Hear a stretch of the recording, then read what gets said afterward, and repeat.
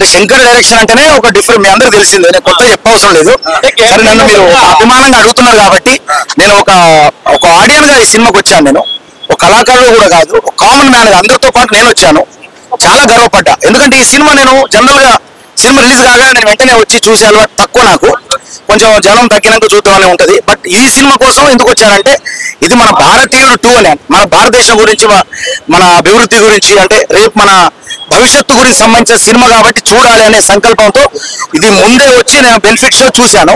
అంత గర్వపడ్డాను నిజంగా. సిద్ధార్థ గారికి నిజంగా కదా నేను మర్చిపోయాను, సిద్ధార్థ గారికి నేను చేతులెత్తి నమస్కరిస్తున్నా, నిజంగా చెప్తున్నా. సిద్ధార్థ గారి జీవితం ధన్యమైపోయింది ఈ సినిమా. లేదండి, ఓకే, తప్పకుండా నేను పార్ట్ 3 కూడా ఇందులో చివరిలో దాని గురించి ఒక చిన్న ఝలక్ ఇచ్చారు. నిజంగా చెప్తున్నా కూడా అది అసలు మనం మళ్ళీ ఆ పోరాట యోధులు అప్పుడు చేసినటువంటి భారతదేశ స్వతంత్ర పోరాటంలో ఎలా అయితే మనం ఉన్నామో మళ్ళీ ఇప్పుడు ఉన్నాం అనిపిస్తుంది మనకు. సో అంత గొప్ప సినిమా అండి. నిజం, నేను మనస్ఫూర్తిగా చెప్తున్నా, నేను అంత సామాన్యంగా నేను జెన్యూన్ గా చెప్తాను, మీ అందరికి తెలుసు. నిజంగా ఈ సినిమా చూసి నేను ఎన్నిసార్లు కన్నీళ్లు కార్చానో నాకే తెలియదు. నేను నిజంగా అండి నా కర్చీఫ్ తో ఎన్నిసార్లు తుడుచుకున్నాను. నా ఫ్రెండ్ ఉన్నాడు పక్కన, నిజంగా ఈ కర్చీఫ్ చాలాసార్లు వాడాను నేను, అంటే మనస్ఫూర్తిగా వాడాను. గుండె నుంచి వచ్చిన కన్నీళ్ళు ఇవి. థ్యాంక్ యూ అండి, థ్యాంక్ యూ.